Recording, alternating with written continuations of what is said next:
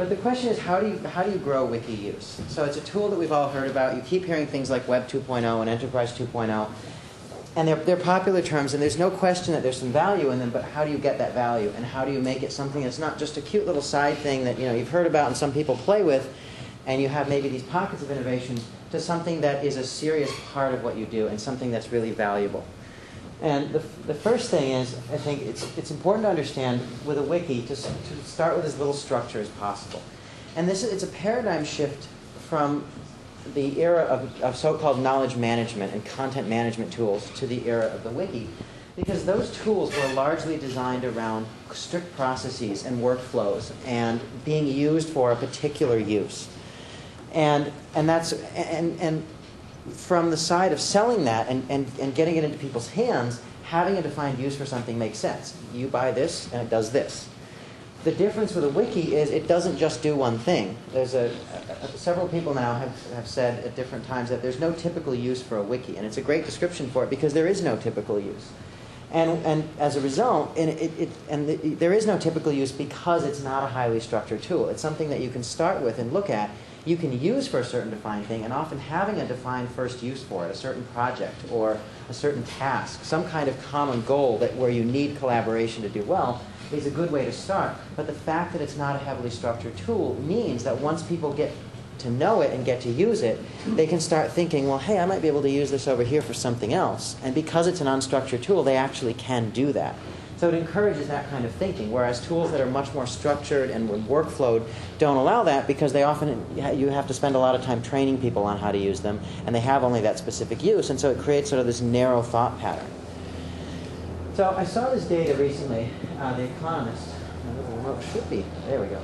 The Economist did a fairly exhaustive study in January of this year, and they looked at several tools. They looked at so-called mashups, combinations of technologies, online communities, things like forums and social networks.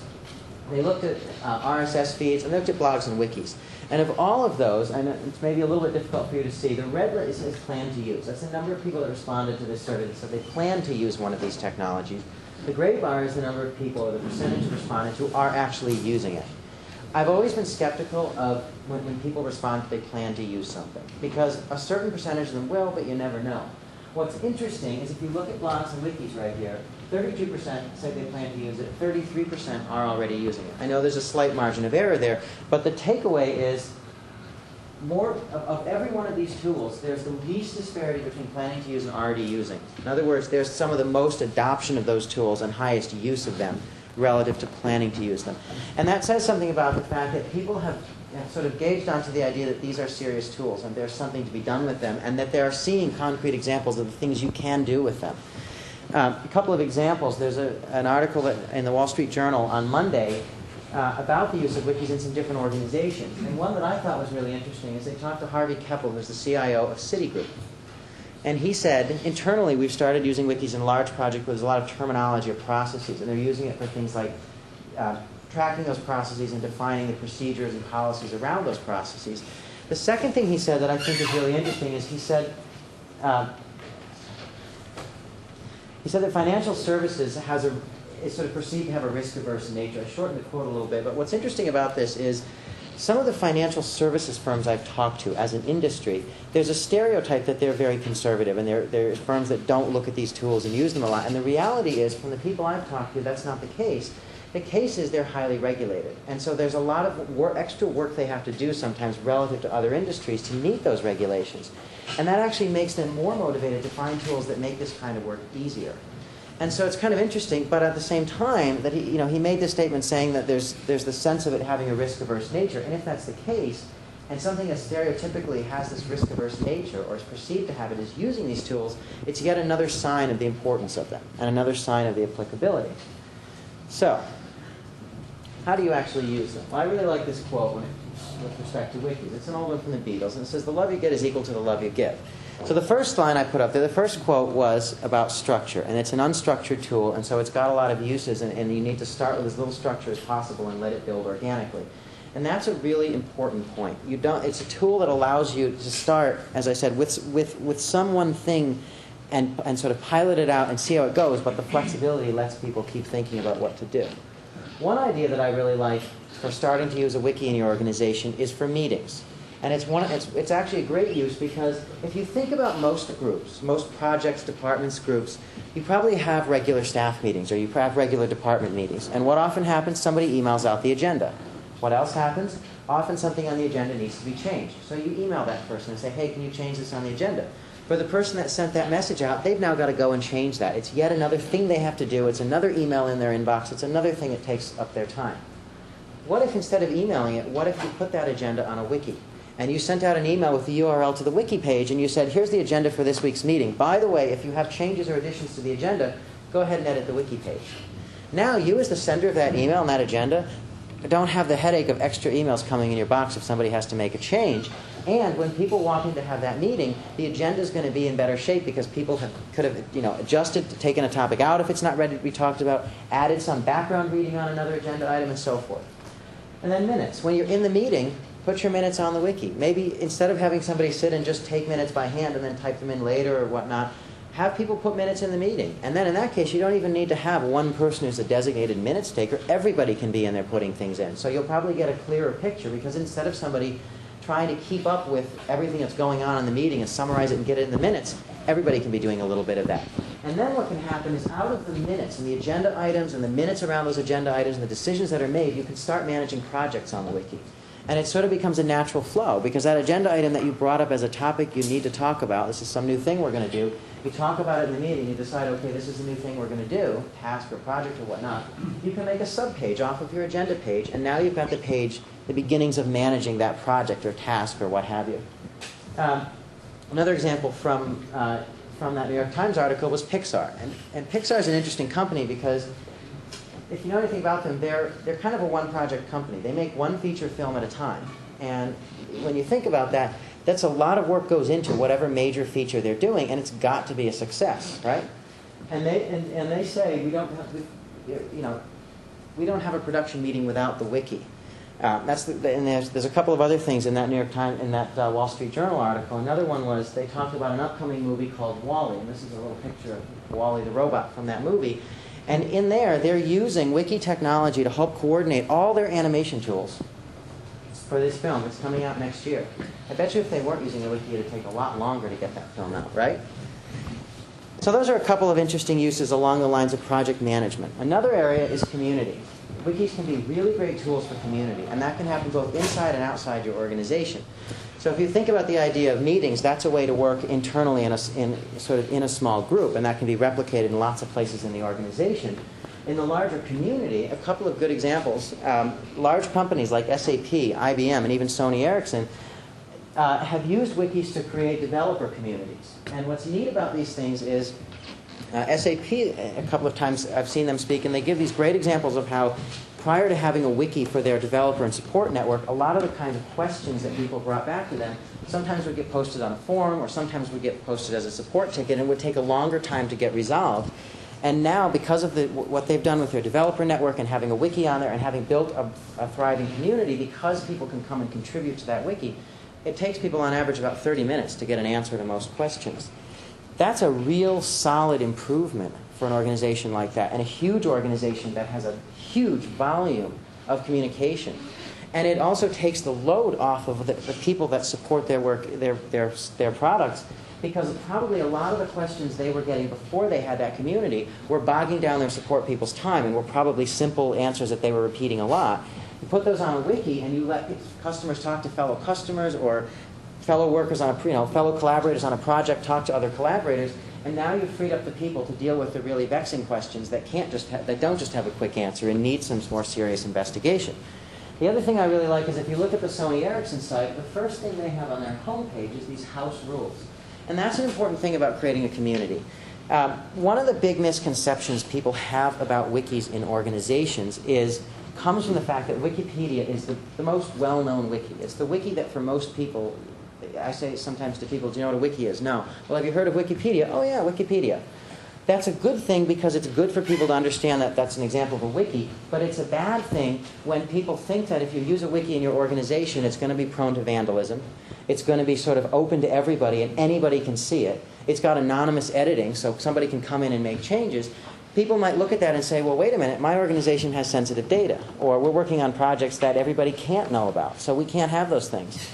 And so the reality with wikis is that in the tools that are available for organizations, there are built-in functions for security and user permissioning and so forth that handle a lot of those things, and built-in tools that allow you to create and manage multiple spaces and let each project or group have a space. But on top of all those things, it's still important to have guidelines or house rules. Maybe not as important in your organization, because the reality is in an organization, if you use a wiki, what happens on the wiki is going to mimic the existing social structure. If you work in a certain work group and you email with those people, you go to lunch with those people, you work physically with those people in close proximity, same thing's going to happen on the wiki. You're going to work, and that same social structure is going to pervade the wiki. What's a little bit different outside is if you've got a public community, is you have people coming who aren't necessarily part of your organization, collaborators, customers, and so forth. And so having house rules is useful for that. And Sony Ericsson's, the main two are respect the views of others and take responsibility. And a little bit further down the page is one that says that if you come in and you're really disruptive on the community, you may be subject to being removed. And those are good because those sort of set a bar for the kind of activity that they hope to have in their community. They expect that people will come and understand that what other people contribute to the wiki, if you disagree with it or you don't necessarily think it's correct, you don't just, for instance, wipe it out. You might write to the other person as put a comment on their page and say, hey, I think there's a mistake here, I'm going to fix it. Or you make a change, but you don't just patently wipe out everything. You spend a little more time being careful with your edits and so forth. So it's an important principle to think about those things, because that's how you set the stage for it being really successful. And this is from a Business Week article back in March. They said aside from project management, organizations are using wikis for activities like tracking industry news, setting meeting agendas, we talked about that, posting and working on corporate policies, and even creating strategy documents. Those are just a couple of examples, but when you think about that, one of the other things that can be really useful for a wiki is, let's say you have an organization that has a procedure manual. A lot of companies have sales manuals. A lot of organizations have sort of policy manuals or bylaws or things like that. And those are documents that a lot of the time don't get updated very frequently. And what happens is you have this. If I'd had a couple more minutes to prepare, I would have thrown a quick graph in here that would look something like this. You've got this document. Let's say it's a sales manual or it's a policy document. Somebody creates it, spends a lot of time creating it, and then over time it kind of diminishes in being relevant and being up to date, and all of a sudden it reaches a point where people say, oh man, it's out of date, we got to fix it. Suddenly there's a huge effort to make it relevant again. There's a big project, it happens, it's made relevant, and then it kind of starts to filter back down again. And then you get to that point again where somebody says, hey, this is out of date, we got to spend time. You see, what's happening is you kind of have this inefficient flow where it's dwindling down, then a lot of resources have to be committed, people have to be taken off of other things they're working on, you got to work on it, and then it diminishes again. If you put it on a wiki and you allow the people that use that material to edit it, you're going to have much less of that downward flow and then that big upward effort. And something like that obviously needs gardening and so forth to make sure that it's done well and to make sure that the content that goes in is good. But the bottom line is you can reduce that kind of disproportionate bouncing up and down of resources and keep things much more smooth and efficient. The last thing I want to talk with you about is a little bit about patterns. Earlier this year, I started work on a project called Wiki Patterns, wikipatterns.com. And it's a website. I like to say that Atlassian pays the hosting bill for this, but it's a resource for everybody that uses a wiki. It's not just a resource for Confluence customers. And since we started it, in January, we now have close to 400 active contributors. And a fair number of those are people who use other wikis, people who are in the open source community. And the goal of the site, what's brought all these people in to use it, is we're talking about the ways that people are using wikis in their organizations. We're talking about the patterns or strategies or sort of replicable things you can do in your organization. Things like that meeting agenda. Another example would be, one pattern is called a magnet. And the idea there is you put some exclusive content on your wiki, and that motivates people to, okay, the wiki's the place to go to get that content. And that's the kind of thing with meeting agendas. You put your meeting agendas on the wiki, and you don't email them anymore. The wiki now becomes a magnet for meeting-centric things. And you know, okay, well, I've got a meeting in a couple days. I need to know what's happening. I got to go to the wiki. So it's patterns like that. Another example is Wiki Champion. In several organizations where I've worked before Atlassian, I've been the wiki champion. I've been the person who's been very passionate about this technology, and I've spent a lot of my time talking to people about the value of it and encouraging them to adopt the software and bring it in and use it. And that's a very critically important piece. It's a linchpin in the success of a wiki, is having people like that. And often what I see in organizations is it starts with one person who's that way, who brings the tool in, and then starts projects and grows the adoption and sort of cultivates other champions in other groups who get really passionate and extend that out even further using their own existing social networks in the company or in the organization, what have you. And I'll just give you a couple more, and then I know it's time for us to take a little break. Another one that I think is really interesting is the idea, I call it sort of the social network or the MySpace pattern. It's the idea that one way to get people started on the wiki before you get into the hardcore of putting project materials up there and meeting agendas and so forth is have people create a page and put a little personal information, basically a profile page. What's useful about that is it gets people a chance to try out the wiki if they're feeling a little bit apprehensive or it's a new thing for them. Gives them a chance to try it out and see what the wiki feels like before they actually have to go in and work on a really mission critical thing like a project document or a meeting agenda. And it also it's good both when you've got groups that work in close physical proximity because it's a way to sort of accelerate the movement of that existing social, network, what have you, condition, what have you, onto the wiki. It's also really useful if you have people that are working in disparate locations. At Atlassian, there are 20 people or so in our San Francisco office and about another 80 in our Sydney office.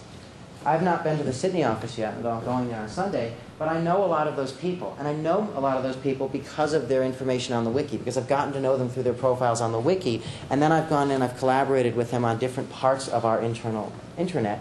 And I've worked with them on different projects. I've invited them in to look at things like my draft blog posts and things that I'm working on for presentations and things I'm working on for customers and so forth. And so because there's that social nature and I've gotten to know those people, I've gotten to find the right people to talk to. And I've been able to bring them in. Haven't ever met some of those people physically, but I already have active working relationships with them. And I think the physical meeting will even further solidify and grow that relationship, but it's a fascinating thing to me that relationship already exists, and exists in a very strong way. The last thing I want to just point out to you about wiki patterns is we've actually done that sort of social networking idea on wiki patterns. And if my little remote would advance. There we go. This is just a page showing you some of the contributors on our site. So we actually have for people, their profiles show up. And you see they can have a little picture, and if you click on their name, it has, they can put in content. They can put in contact info if they want, and put a bio, they can put a link to their website or blog. But I can't underestimate or overestimate the importance of something like that in growing the wiki and getting it going in your organization, because, as I said, it gives people a chance to try it out and get used to it before they actually go in and do the serious stuff. The overarching message here, the thing, if anything, to take away from this is a tool that there's a paradigm shift in understanding the wiki and in using it because you move away from the mentality of email and attaching documents. But there's a lot of value in it. The example I like to give is if I were collaborating with Scott on something and we weren't using the wiki, we were just using email, I might write a Word document. And then if I wanted Scott to edit it, I would have to save that document, open an email, write an email and say, hey, Scott, here's that document, here's what it's about, attach the file, send it to him. It would take time to get to him. He would have to open it, open the email, download the attachment. You never know if there could be a virus there. He'd have to open the attachment, let's hope he has the right software, and then finally he could edit it. Now, that may not sound like a lot in one isolated case, but imagine if you had to do that every time you're collaborating with somebody. The reality is for a lot of people, you do that. And that's a hindrance to collaboration because now let's take that same scenario. Let's say Scott and I are working on a wiki page. I put some content up there. And let's say it's 2:55 in the afternoon. Scott's got a meeting at 3 o'clock. Well, if I sent him an email and he's going to open that email and download that document and look at it, he's probably going to say, I'll do it after the meeting. If it's on a wiki page, though, and he can just go to that wiki page, click edit, make some changes, and go away, he's probably more likely to do that, then run off to his meeting, and while he's in that meeting, I can go look at the document with his changes in it, and I can move it even further, because now I have answers to things that I may have left open that I needed him to fill in on that page. And it's little things like that. It starts out small like that, but it can grow really, really big, and it can really have this amazing transformative effect on how fast you work, but also on the quality and the quantity and the sort of diversity of information, bringing the diversity of people's perspectives into things. And where you see that, where I think you really see that is I talk about it with just the example of the two of us. But one of the things that I think is a problem for organizations right now is that the sort of creation of something and the buy-in of something are sometimes seen as separate. We're all guilty of this. I'm guilty of this. You work on something and you're really proud of your work, but you've worked on it by yourself and you have to go to a meeting and you present it to other people and you kind of sit there and sweat it out and think, geez, I hope they're not going to give me too much feedback. I hope I can get this through and it's not going to get too radically changed. Well, the reality is that's kind of a broken model. What should really be happening is when you're working on drafting that whatever it is, document, spec, proposal, whatever, instead of drafting it by yourself in isolation and then going and getting buy-in and feedback from people, it should be happening at the same time. That buy-in and feedback should happen at the same time as you create it, because then you don't even have to have that meeting where you sit there and kind of put your project out there and sort of defend it a little bit, because you'll have that buy-in built in, and you'll actually have a better product at the end, because that buy-in is going to be a lot more authentic and organic than if it's sort of viewed as critical. And then there's a sort of friction about whether it goes in. It's going to be authentically built right in as you go. So it's a very powerful tool, and it's something that if you're interested in hearing more about this stuff, I'm going to be hosting a Birds with Feathers session after we break for refreshments. And I won't present. I want to really hear questions from you, and I'll give you advice and suggestions and ideas. But I'd really like to hear what people are doing and see what I can offer you. Thanks, everyone.